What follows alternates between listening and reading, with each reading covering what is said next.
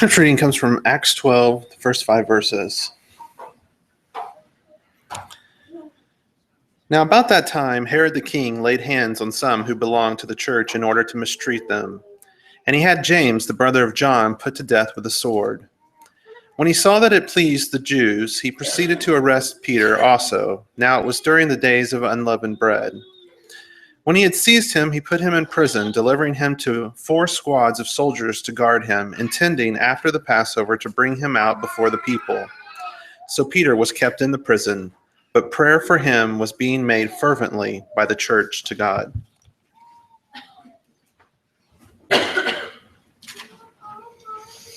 Thanks for the reading.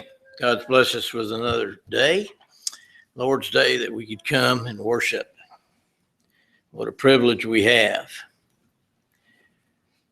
I just want to, usually I don't try not to say too much between the reading and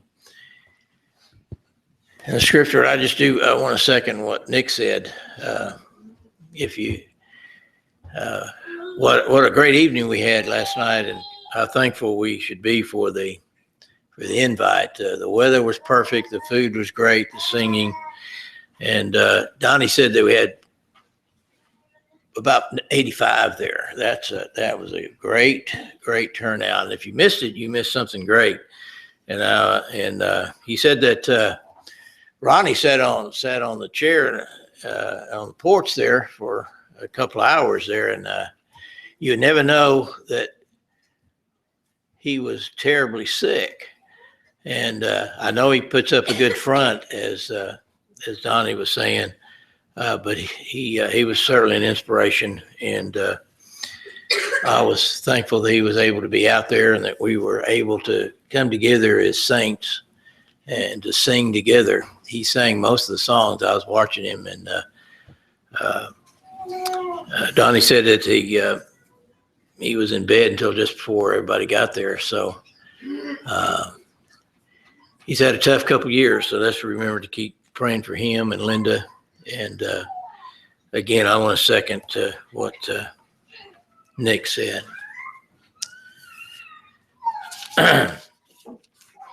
Acts 12 is really an interesting chapter. We're not going over Acts 12. We're going to go back to Matthew 20. But I wanted to read this because it talks about Herod. Herod Agrippa the first he was probably the best liked Herod. They were all wicked and none of them were any good. And the Jews hated him except for this one. The Jews seemed to like him because Herod wanted to be in favor with the Jews. And he did much of their customs, and he gave them some freedoms and did some things for them that the others didn't do. And he wanted to persecute the church. The Jews did not like the church. The Jews didn't believe in Jesus as the Messiah. And so the church was established, and now we were a decade to decade and a half into the church, and we find that Herod is persecuting the church. Now, what's interesting is he laid hands on some who belonged to the church to mistreat him, and one of those, interesting enough, he said was James, the brother of John. This is the first recorded, and as far as we know, by history, James was the first martyr. James and John were fishermen, partners. James and John was appointed by Jesus to be disciples of Christ, who were later to be apostles. Zebedee's sons. And in Mark 3 and 17, Jesus calls them in with the 12. He lists the 12 there and calls them sons of thunder because of their brashness. They were bold and they weren't afraid to step out. And so we find here, interesting enough, that he was the brother of John, and John lived the longest. He lived the martyr, what they would call the martyr of a Christian life, and died between, some think, 100 years old. Maybe not quite, some say, maybe so. But anyway, close to a century. But his brother was the first and he was the last. That's interesting. When the first shall be last, the last shall be first, which we talked about some last week. But anyway, I want to read this because we see that persecution was part of being a Christian back then. It wasn't anything new. As a matter of fact, when you read the first few chapters of Acts, we see that persecution was one of the main reasons that the church spread. That's how we get to Samaria there in Acts 8. But in any case, we see that not only was James, but he arrested Peter. And of course, this was the Feast of the Unleavened Bread, or the Passover, which was the Passover. Then the week that followed was called the Feast of the Unleavened Bread. If it'd been up to Herod, and he hadn't liked the Jews, and he didn't care for their custom, Peter would have died, just like James. But the custom was there was no carrying out of capital punishment of any kind during this period of time. That was just an absolute no-no, and Herod respected that. And so we see then Peter put in prison and was saved because of the prayers of the church. Acts 12, I think, is great Bible study. Let's turn back to Matthew 20.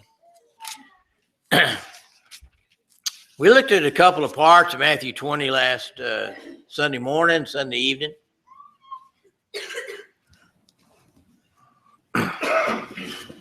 I want to start with verse 20 of Matthew 20.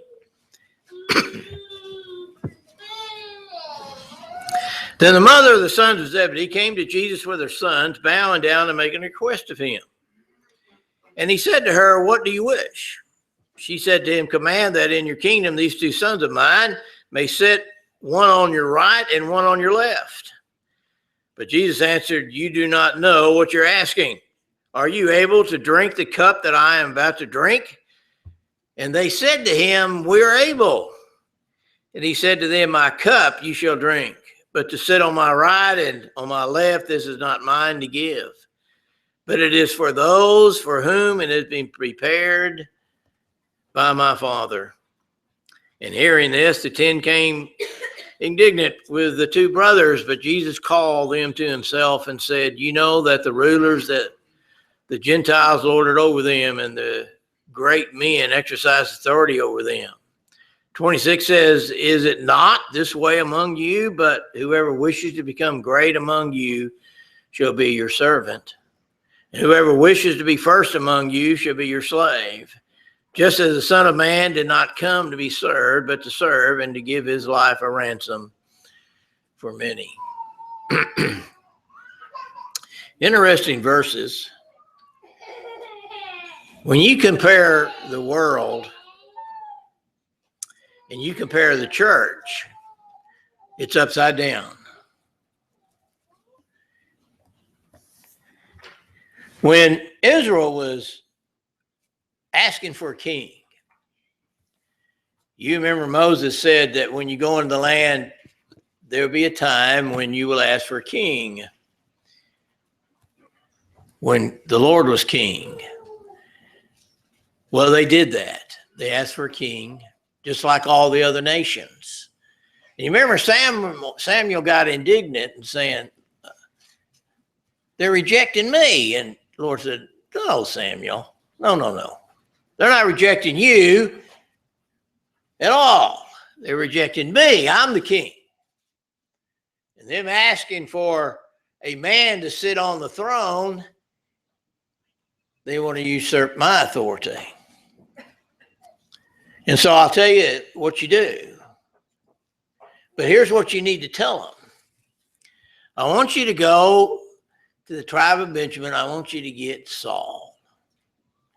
And you tell him that he's going to be king, and you tell the people that the Lord has chosen him to be king over all the people. But you also tell them that when he becomes king, you need to let them know that he's going to rule over you, that your daughters will be his. In other words, be under the authority, that your vineyards will eventually be under his authority. In other words, he's going to rule you from head to foot. He's going to rule you with everything that you own. So you need to tell them. But they said, give us a king. Well, I tell you that story because it's in man's nature. And one of the elements of the world is lust of the flesh, lust of the eyes, and what? The pride of life. From the very beginning, in Genesis 3, the devil has said to us, just be a God yourself. Don't let this God up there tell you anything. So he said, you're going to die. Well, you're not going to die. And so it's been in human nature always to not be under anybody's rule but our own. And one of the reasons is because once we become an authoritative position, pride and authority and power seems to overcome us. Now, look at what's happening here. Probably the mother of James and John supposedly was Mary's sister, so these were full cousins of Jesus. Now, there's some that deny that, but it seems to appear that way if you look at the Matthew, Mark, and John's account when Jesus was on the cross. And so probably they felt very comfortable, and the mother, if it's true, if it's Mary's sister, was very comfortable in coming to Jesus. Now, Jesus is on his last road to Jerusalem to be killed. His time is just about up. And he's been talking about this kingdom, but he's also been talking about, if you look at 16 and 17 and even this chapter here, he's also talking about there's much suffering to be done. You remember I mentioned last Sunday night, the cross comes before the crown. Jesus was to be highly exalted above all, but he had to go to the cross first, Philippians 2. And so James and John, if you look at Mark's account, Mark 10, James and John comes to Jesus himself as if by the mouth. Obviously, James and John has put the mother up to doing this. Said, well, look, Jesus will listen to you. So here's what I want you to do. I want prominent positions in his kingdom. See, they didn't understand what the kingdom was all about. They had forgotten that there's something about dying that Jesus had to do to be glorified, to get this crown of all authority in heaven and earth, to be King of kings, Lord of lords. And so it looks like the three of them approach Jesus and they bow down, okay, in verse 1. Well, Jesus knows exactly what they're going to ask, but he says, now, what is it you want? And she says, well, command that in your kingdom, let my two sons, one be on your right and one be on your left. Interesting, is it not? See, James and John was called the sons of thunder for a reason. They were brash. As I said, they were bold. They would step out and they weren't afraid to ask. And so they said they're going to get to Jesus before anybody else does. And they're going to step out and they're going to say, look, when you're on your throne, supposedly the Eastern throne rooms of judgment, there were other thrones around besides the one that the king would sit on. And everybody would see James and John there with a place of authority, or at least they would say, look, he has a total respect of the king. They'll listen to him. Look how prominent they are.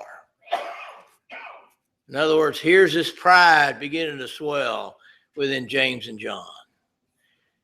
And John was the one that we see in John 13 and other verses that whom Jesus loved. He was the one that sat next to Jesus. And so here we are. Jesus says, you all don't have any idea what you're asking. You have no idea what you're talking about to be asking the question like that. And he says, are you able to drink the cup that I'm about to drink? Notice what they said. Now, I said earlier, I said 3 times, 3 times, Jesus has said, I'm getting ready to die. We said last week that I'm getting ready to be crucified. Think about that. Well, now they're saying, we want to be with you, Jesus. And Jesus said, are you able to drink the same cup? And they said, we are able. I think that maybe this is the same attitude we may have in the church today. We only hear the things that we want to hear. We're always thinking about something else. And when it comes to maybe Christ coming someday and taking vengeance, 2 Thessalonians 1, 7, 9, on some who do not know God or have not obeyed the gospel, or Revelation 2:10, that live faithfully through life, sometimes I think that maybe we have missed that.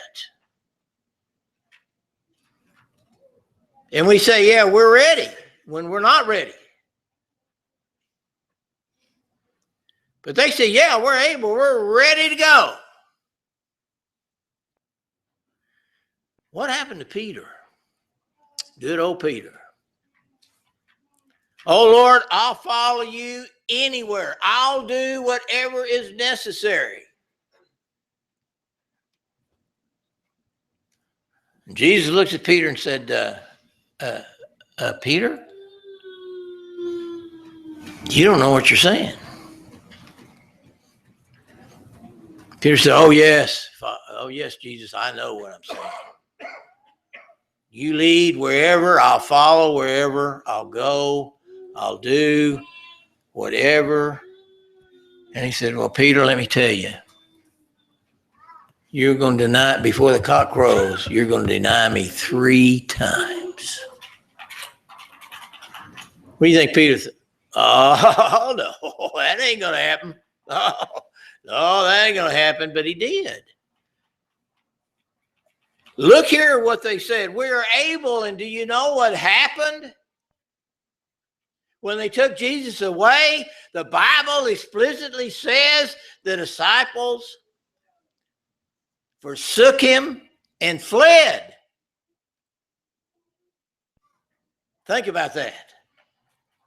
Oh, yeah, we're able, but when it came time, they weren't prepared. And they weren't ready. Jesus said, you don't even know what you're asking. And then he said, my cup you shall drink. In other words, he's talking about ultimately. the cross and death, and then the crown. Matthew 16, after we read about Jesus going to establish his church, there's a couple things he states that we know of in that chapter. What if you gain the whole world and lose your own soul? What have you gained? Absolutely nothing. Absolutely nothing. But he also said, those who are going to be my followers will need to take up his cross and follow me. And that's what Jesus is saying here. It's like you haven't been listening, James, John. You haven't been listening. You've been thinking of the prestige of being close to me, and then you send your mother to be your spokesperson, thinking there's going to be some additional influence here. It's not going to happen. He said, it's not mine even to give. It's only my Father's. He will be the determinant factor in this, not me. So he turns it over to the Father. He doesn't get mad. We don't see him harshing some kind of voice out to them. But he says, you just don't understand. Now, let's go on. In 24, the others are around. It says the 10. So all 12 were there. And obviously his mother supposedly has some inner circle there at times, probably like his mother. I'm not real sure what she's doing there. But it says the 10 became indignant with the two brothers. Well, that would probably be so, wouldn't it? If they heard that, if you were in the 12 and you heard two of them say, Jesus, I want to be on your right and left with you, they probably thought, oh no, if it was true that they were full cousins, which probably so, then you would think it's kind of like it is today. It's who you know. Many of us get our jobs by who we know, or we get up in the ladder by who we know. That's just a fact. Or you try to get in with people who are in the know so you can get up. And so they probably thought, oh man. See, they were jealous. They didn't even have the right attitude. And here they are with Jesus about getting ready to die and telling them. And they become indignant. Jesus calls them to himself. It's like he says, come here. Hey, all of you, get around here. Come here. I want to talk to you. And what he says is that the rulers of the Gentiles, in other words, Herod and the king and Caesar and all those in the foreign nation, all of those have kings and rulers. And he said, what do they do? Well, they lord it over, just like I mentioned that God told Samuel to tell them that when they become king, they're going to lord it over them. That's just man's nature. And he says, and all these great men exercise authority over everybody else. It's still true today. Look at the foreign countries. Look what our government's trying to do to us today because they want to have a dictatorship or a czar in there instead of the Constitution of the United States of America. And so, 26 says, this is different in the kingdom of God. It's different. It's not the same. It is not this way among you, but whoever wishes to become great among you shall be your servant. I want you to notice that in the world today, we think that servanthood is beneath us as far as importance in life. And we look at men who make a lot of money or have a great following, whether it's a superstar of sports or a superstar in the movies or a superstar, a politician, or whoever. Jesus said, you know, it might be that way in the world, but it's not that way in my kingdom. So you don't understand my kingdom.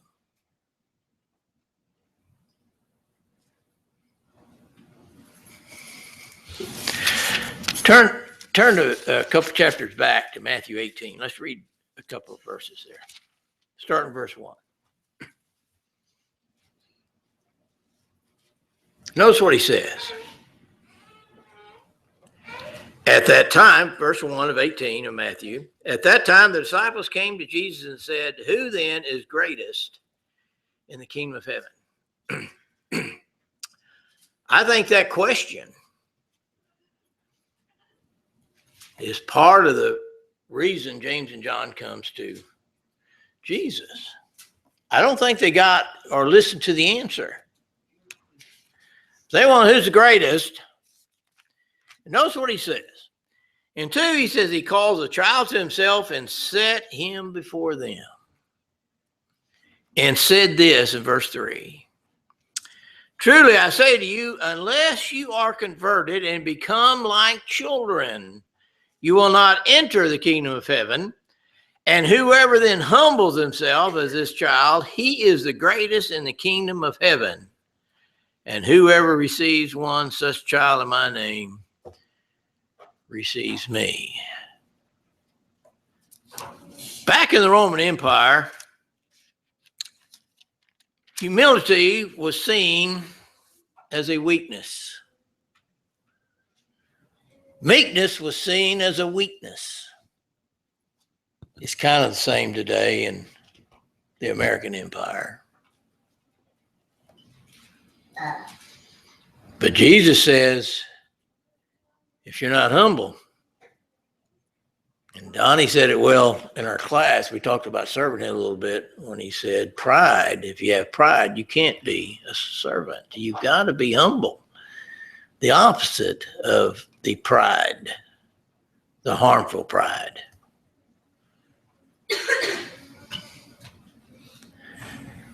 Proverbs 22 talks about pride all the way through, and wisdom and honor and glory. Proverbs 22:4 talks about humility is necessary before honor and glory comes. That's what Jesus did. He humbled himself to become obedient to the cross. We saw that last Sunday night. And he goes on saying, whoever wishes to be first among you shall be your slave. Just as the Son of Man did not come to be served, some say minister.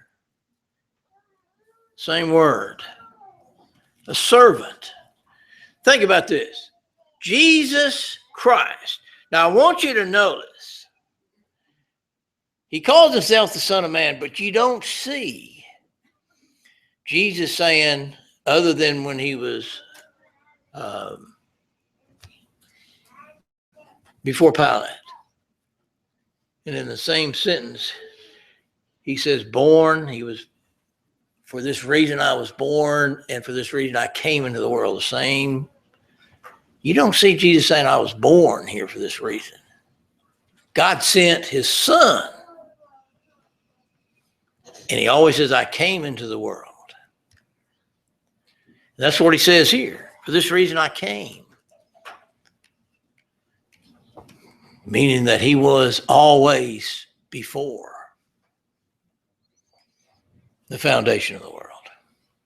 And he came willingly to give himself, not only to serve, to wash the disciples' feet,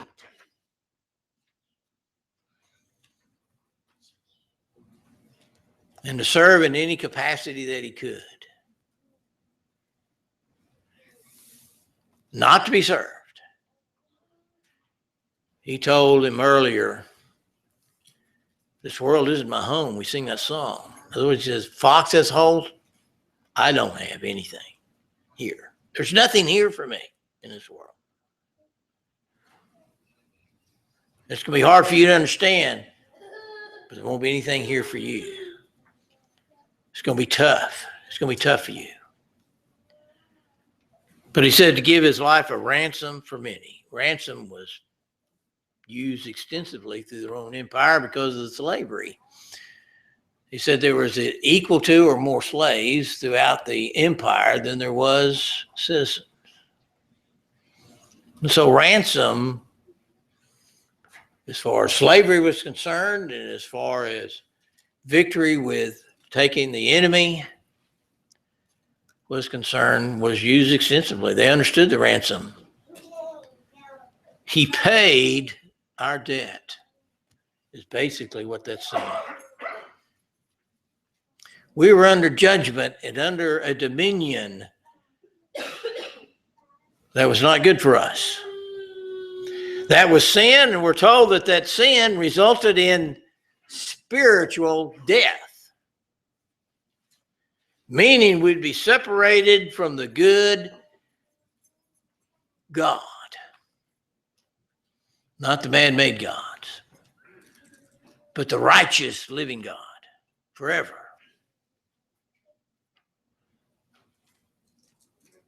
That's not good. And so, as we just close, there's much we could say about this. But as we close, the answer to the question, who's the greatest in the kingdom? First of all, we got to understand the kingdom, the spiritual church. Probably one of the things that spurred this on in this context was Matthew 19:28, where Jesus said to them, truly I say to you that you have followed me in the regeneration when the Son of Man will sit on his glorious throne. You also shall sit upon 12 thrones, judging the 12 tribes of Israel. They didn't understand that at all.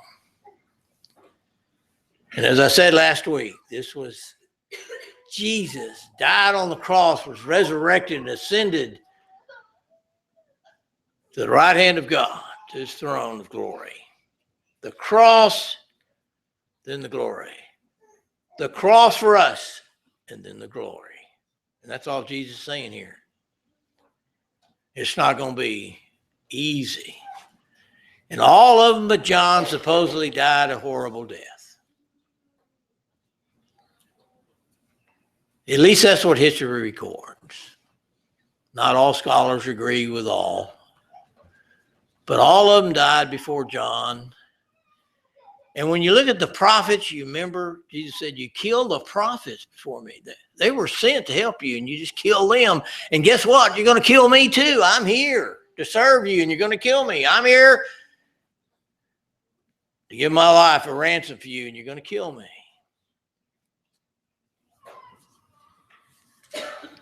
And when you look at 28, all he's saying is, when I go to my throne, the right hand of God, the church will be established, and you will be my spokesman. And those words that you say will judge them in the last day, John 12:48. And so, if we want to be great in the kingdom, we've got to be a servant of God. We've got to serve him. We're told to love one another and to serve one another. That's what it means to be great in the kingdom of God. If you're waiting to be served in God's kingdom, then you'll be the least.